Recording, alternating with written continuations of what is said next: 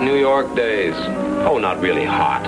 You just drink a glass of water, wait a minute, and it gushes out of your pores like Old Faithful in Yellowstone. May I come on in? Are you Mr. Mike Hammer? Well, if you want to be formal about it, honey, my full name is Mr. Michael Hammer. And you're Miss, Dorothy Webb. I want to ask you how much you charge to catch a murderer. Well, now, that all depends. I've got my $1 specials, 2 murders for the price of 1. And then, of course, they're always cheaper by the dozen. I'm serious. I'm not fooling. Oh, I'm sorry, honey. It was a bad joke. Forgive me. Sit down. Now then, what's wrong? Well, it's about my dad. Perhaps you read about him in the paper. He got killed at the securities building. Oh, yeah. Spiderweb? It says here he fell while washing windows. He was pushed, even though it looks like an accident. He was pushed deliberately. It was just plain murder. All right, honey, now take it easy. Take it easy. Here.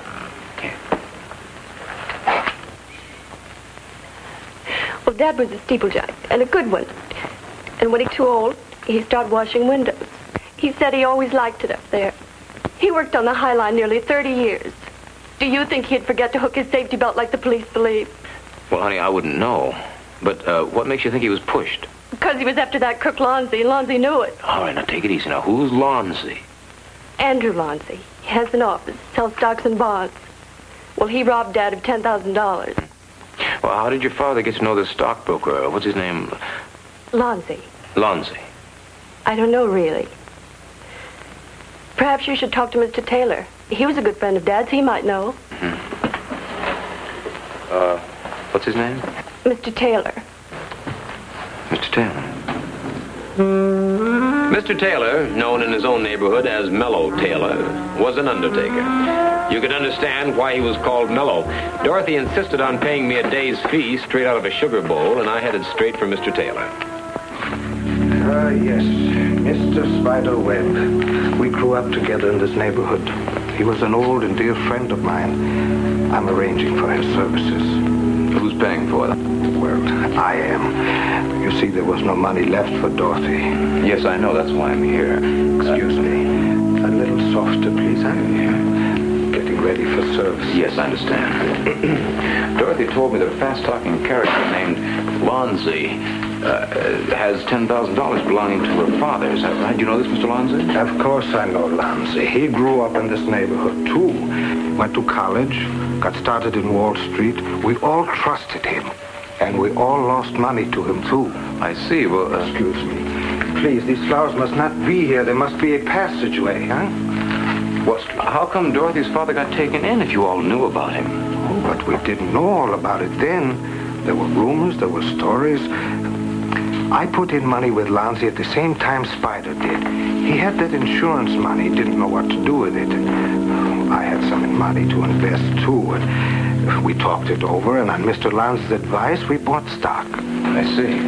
But, boy, you couldn't have been that stupid, forgive me, if you'd already heard rumors. Ah, but we were that stupid. You see, the stock Mr. Lonzy sold us was legitimate. It wasn't listed on the stock exchange. Well, that means that Mr. Lonzy could set any price he wanted to on that stock. Our mistake was in trusting Mr. Lonzy. Yes, I see. Well, do you think the Spider went to Lonzy's office to get him? He was angry. Very angry. But I told him to write it off to experience. I did. And I found out Mr. Lonzy had bad friends, too. I see. So then you think that Lonzy might have killed Spider? No, Lonzy was a crook, a thief, but I don't think a killer. Dorothy thinks so. She thinks he killed her father. My boy, when people have a sudden loss, they must blame something or someone. First her brother, then the insurance, now her father. The girl couldn't face it, so she blames Lonzy. Yeah, I guess you're right. Thanks very much for your time. You're welcome. Oh, by the way, what time is Mr. Webb's funeral? Oh, the end of the week. There's no hurry. It's in a sealed coffin. Sealed? Why? Mr. Webb fell 20 stories.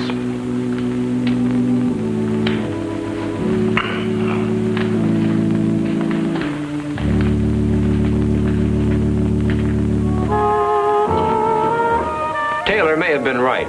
There was a good chance that Lonzie wasn't a murderer, but he was a con artist. That was for sure. I don't like thieves of any kind. I'd like to speak to Mr. Lonzie. Mr. Lonzie isn't in today. I told you Mr. Lonzie wasn't in. Okay, I'll wait. What did you want to see him about?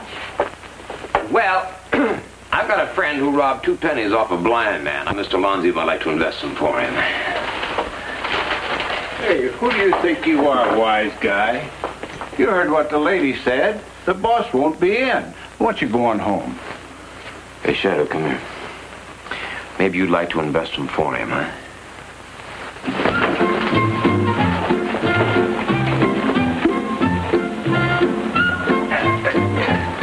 Hey, that was fun. Now let's try a polka. Now, look, Mr. Who is he? Mr. Jutman. Oh, well, who's Mr. Jutman? Well, he's sort of an assistant. An assistant to Lonzie? Boy, oh boy, oh boy, this joint really is jumping with banking talent, isn't it? When will Mr. Lonzie be back? Look, I'm not going to answer any more questions. Who are you? My card. I see you're Joan Barry. I'm Mr. Lonzie's secretary. Oh. And I'll have him get in touch with you. Okay. You know, you're a real good-looking doll now. But you'll be a lot older after a stretch up the river, say at Bedford Reformatory. I don't know what you're talking about. When I get Lonzie, I'll get you too, honey. Before or after the fact as an accessory. Now, if you want to help out, be a little cooperative, why, it might help, huh? Call me. While waiting for Joan Barry to give me a lead to Lonzie, I did some checking on my own. Lonzie's number was listed. I'd stopped off at this building. Lonzie hadn't been in, but for a folding piece of lettuce, I found the doorman cooperative. He would call me as soon as Lonzie came in. But so far, no calls. I was beginning to wonder if this guy Lonzie was a ghost.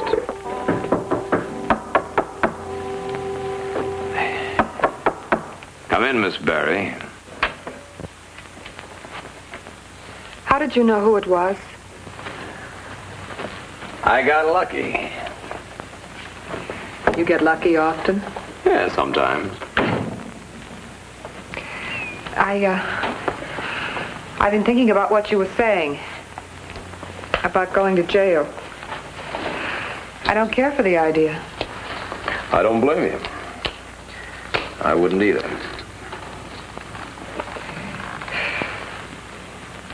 The last time I saw Lonzie was the night before you came to the office. He left just as usual. Have you heard from him since? No. You think he's still in town? Yes, but no. He's hiding someplace. Tell me, honey, how long you worked for Lonzie? Ever since he started. 2 years. He's a con man, a swindler, and a thief. I know. What else do you know?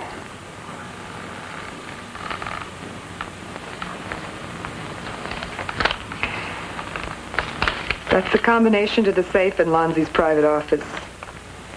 Contains all his records. All right, so I got the combination.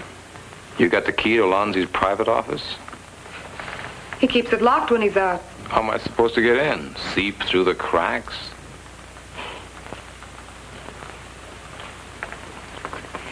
He has the key to the outer office door.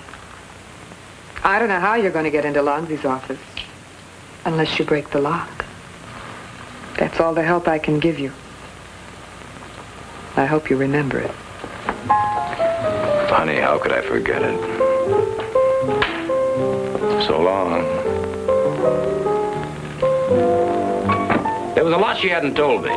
Maybe she knew, maybe she didn't. Could be there was an alarm on the outer door and I'd be charged with breaking and entering. Could be there was an alarm on the private office, too.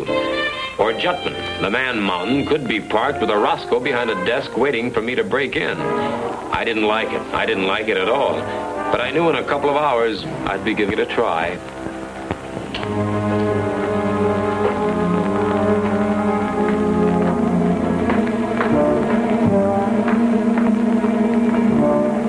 The only way I could figure to get into Lonzi's private office was the hard way. Spider Webb's way. I wasn't happy. Just looking down 20 stories gave me a belly drop.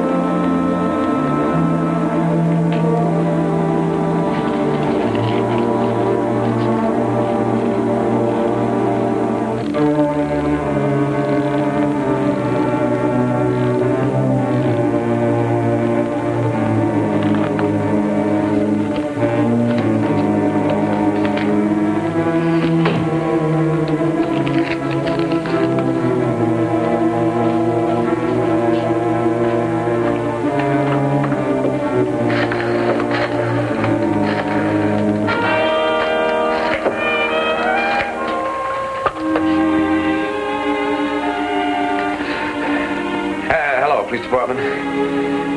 I'm in an office in the security buildings. I just looked out the window and saw a man go by. What do you mean, what's so strange about that? I'm on the 20th floor. Chambers of homicide got a make on Jutman fast enough. One of the strong-arm boys for hire. He had 2 raps against him for assaults. Lonzi was clean enough, no record. But a cross-check with the bunco squad showed a few pigeons had squawked, including Spider Webb. An investigation was underway, but it took time. There wasn't much evidence. I wasn't getting anywhere and was beginning to feel the squeeze. But by the time I got back to my office, my luck seemed to change. Oh, the door was open. I had to see you. What do you want now? I read the papers this morning. Great. How's little orphan Annie doing these days? Look, will you believe me if I tell you I didn't have anything to do with what happened? Yeah, sure. Look, I was trying to help. I gave you the combination. So what, a bicycle lock in Canarsie? Didn't it work? Didn't it work, honey? That is the understatement of the century. I guess it didn't. Look, I found that written down on a piece of paper 6 months ago. Yeah, sure. If Lonzi had it changed, I honestly didn't know about it. What about Jutman? Why was he waiting there like a reverse welcome wagon? Maybe he was waiting for Lonzi to call. I know Jutman wanted to talk to him, and he hadn't been able. That's why I'm here. Oh? Why?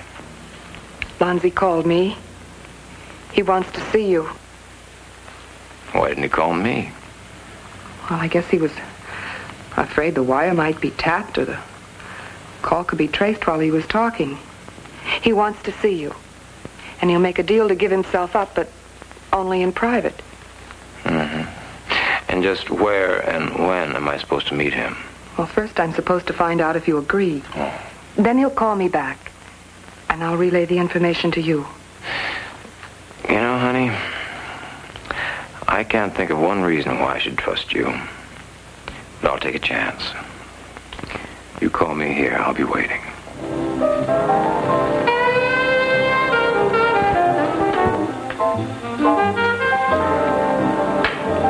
So long. 2 hours went by and no call. Finally, at 4:30, I got some action.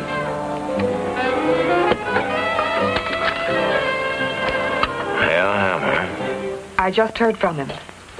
He wants to meet us at his apartment near Sutton Place in about an hour. Yeah, why his apartment? The cops are looking for him. They'll grab him first time around. He says he knows a way in through the terrace he can get in all right. He wants to meet us there. He'll leave a key for me at a store near the corner. I'll go up first and wait for you. Oh, and when you get there, don't knock or ring the bell. Just walk in. Okay, honey. But one word of advice, Joni. You better be there. Yeah, and you know who better be there, too. See, I want to see him with my own two shiny eyes. You get that? I'm all through playing Falabalita. Bye. I got there about 5:30. The doorman said Mr. Lonzi hadn't been around. I wasn't surprised, not if he went in the back or the terrace. From the look of the building, Lonzi paid enough dough and rent each month to feed a pack of tigers with T-bone steaks for a lifetime. The door was open, just as Joan had said.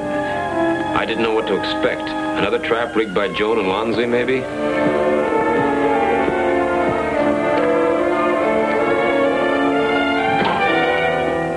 Lonzi's stuff was there, all right. A woman's, too. That brought up an interesting point. Lonzi wasn't married, but then who? It didn't take a birdie with a yellow bill to tell me it was probably Joan Barry.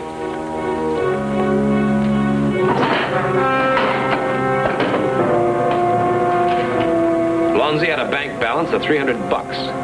I noticed that on the first of each month, he regularly deposited $650, no more, no less. I'd been had. Lonzi and or Joan Barry weren't going to show up. On my way out, another closet caught my eye. It was Joan Barry. She was dead. Someone had placed 2 hands around her neck and squeezed hard. I tried to find out the real connection between Joan and Lonzi from the guy who might know, Mello Taylor. But according to Taylor, Lonzi couldn't have killed Joan for the simple reason that he'd probably skipped town, sunning himself somewhere in Mexico or South America. He had a point. I decided it was time for me to see my client. But Mike Lonzi just couldn't disappear in the thin air. Yeah, well, maybe he couldn't, but he's given a pretty good imitation of it. And ever since Joan Barry's murder, we've had a general out on him. Not only here in New York, but all over the country. That might take years to find him. They might never catch him. Yeah, I know. Maybe what Mr. Taylor said is right. Maybe he's living it up down in Mexico. Hey, look, if we're going to have dinner, you better get dressed, huh? Come on.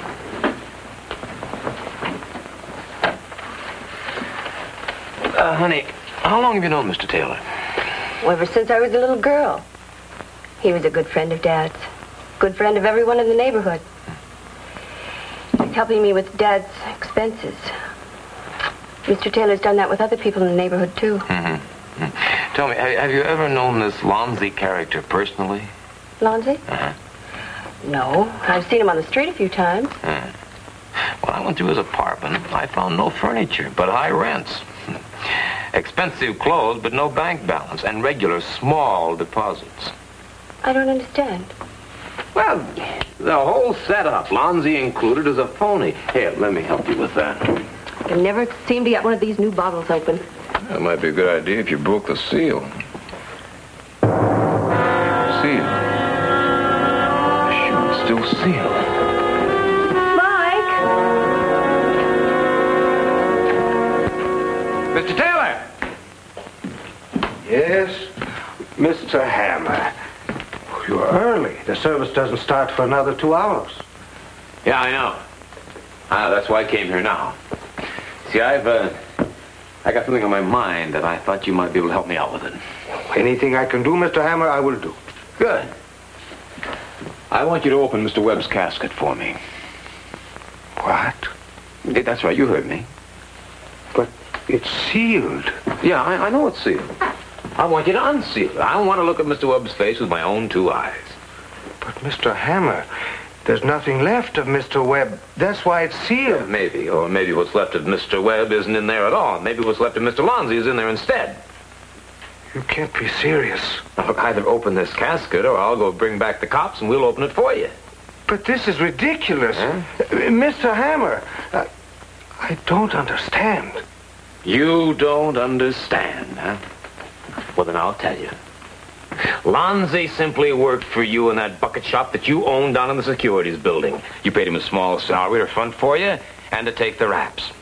He needed a good address uptown, yeah. But you didn't even pay him enough dough to buy furniture for the joint. In the meantime, good-hearted, big-hearted Mr. Taylor here was shilling with his friends and neighbors. Friends like Spider Webb. Mr. Hammer, you don't know what you're saying. Poor Spider Webb, when he went down to Lonzi's office, he saw you there and realized that you really ran the joint. So you had to push him out a window. But it's too bad that Lonzi saw you do it. Lonzi saw me do it. What are you talking about? Lonzi saw you do it. Immediately. He no longer worked for you. You worked for him. He was going to blackmail you the rest of your life. And that's why Lonzi's in that casket now. You would have buried him in place of Spider Webb. No, Mr. Hammer, you're wrong. Poor Joan Barry was Lonzi's girlfriend. You know, for a while you had her convinced that Lonzi had taken it on the lam, but when she wised up, you had to get rid of her, too. And you made it look like Lonzi had done it. Now open that casket. No. Open that casket. Mr. Hammer, I will not open the casket, and neither are you. Don't be foolish enough to think that I won't shoot. Now, please, into the back room. Please.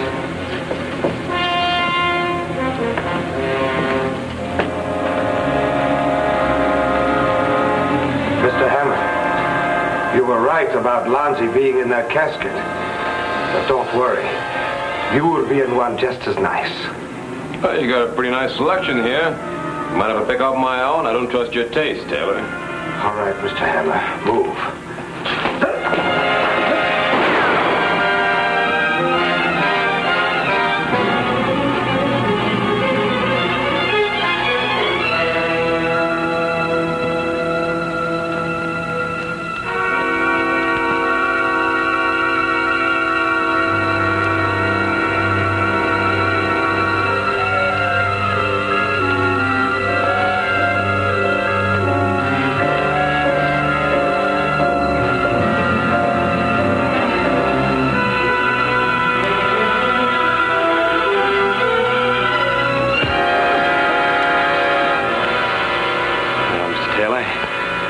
Short time, you're going to have a chance to try out your own merchandise. Now get moving. Mr. Hammer, please. Move.